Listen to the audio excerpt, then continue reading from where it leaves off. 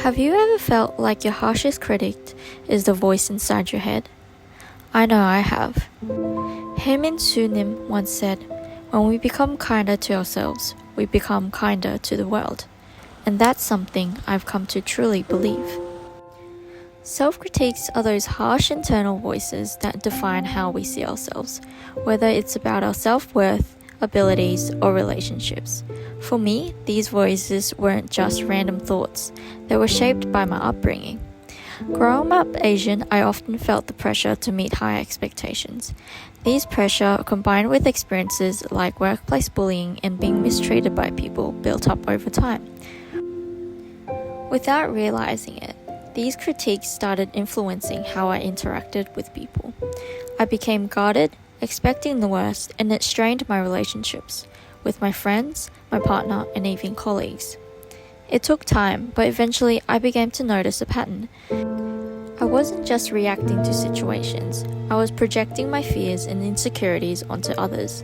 I justified this behavior by telling myself, it's not me, it's them. I think reading others' stories online helped me recognize how I was projecting my negativity onto others and anticipating the worst out of people. I related to people who felt misunderstood, but over time, I realized I was stuck in a cycle of negativity and blame. That's when I knew something had to change. Accountability and rationalization. These two ideas took a while for me to differentiate and wrap my head around.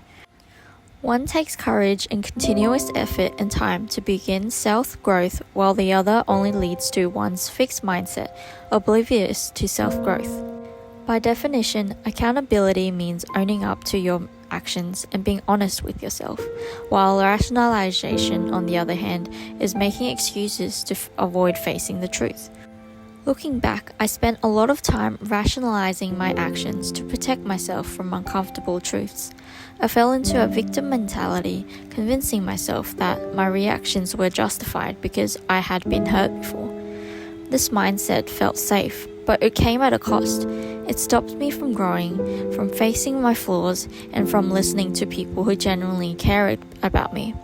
I became defensive when they pointed out how my actions affected them.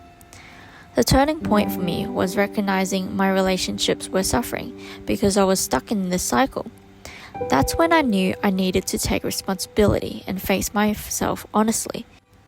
Having the courage and facing myself by owning my behaviors and thoughts and doing something about it, rather than feeling sorry for myself based on the mistreatments and letting it define me. The process is not easy and I still struggle with it today, but I know that accountability doesn't mean being overly critical or harsh on yourself. Instead, it's about balancing self-kindness with honesty. It's admitting your shortcomings and learning from them and using that awareness to move forward. Overcoming self-critique and building accountability didn't happen overnight. It took time, effort, and support. For me, therapy and talking to loved ones helped me start building self-compassion. Journaling also became a powerful tool. I could put my thoughts onto paper, reflect, and track my progress. I also found inspiration in books, podcasts, and people who shared their journeys of self-awareness and growth. It reminded me that it is possible and that accountability doesn't mean perfection, it means progress. Most importantly, taking the time for self-care, whether it's looking after my mind, sticking to my skincare routine, or focusing on my health, played a big role in maintaining a healthy mindset.